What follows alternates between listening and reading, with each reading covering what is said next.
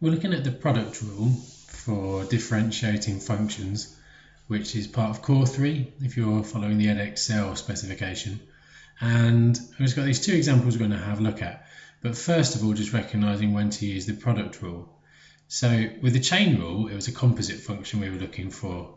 With this one, we've got a function times a function. Excuse my G. And because it's two functions multiplied together, that's when we use the product rule, which is over on the right hand side. One of your functions is going to be u and one is v, and the same for this one here. We've got an f of x squared and a g of x of sine x.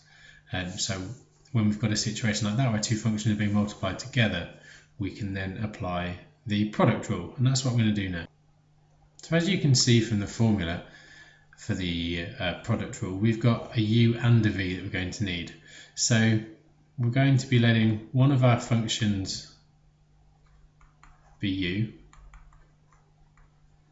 and the other one be v. In this, it doesn't matter which way around you do things. However, I'm going to be systematic with it in the fact that the quotient rule, which is the video following on from this one that you should watch, it does matter which way around you do things. So in the same way, on the right hand side, I'm going to put my left hand one as u and my right hand one as v. So now that we've got that, we need to find our du by dx. When you differentiate sine, you get cos, and when you differentiate cos, you get minus sine.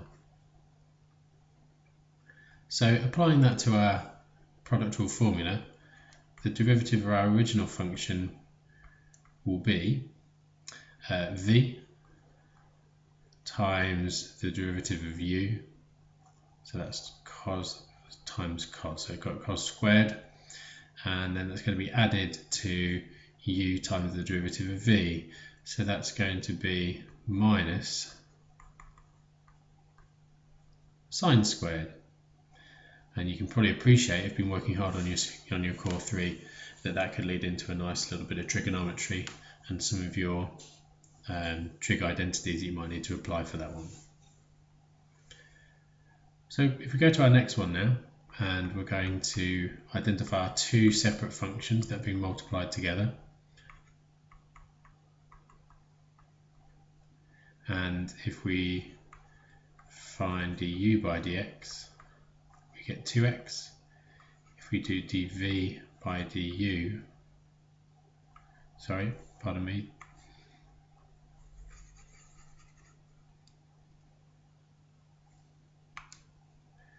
and if we do dv by dx, we get cos x.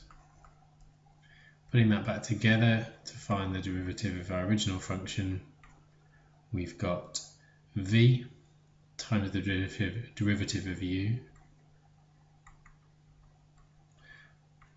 plus u times the derivative of v.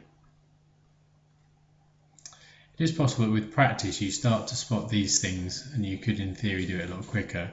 However, I always encourage people to set it out in the same way that you start, and then you'll avoid any problems, errors or mistakes when you're required to use it. There we go, that's the product rule. So we've got a composite function where we've got y equals u times v. We then identify our two functions, differentiate them, and then combine them back together according to the product rule. Best of luck.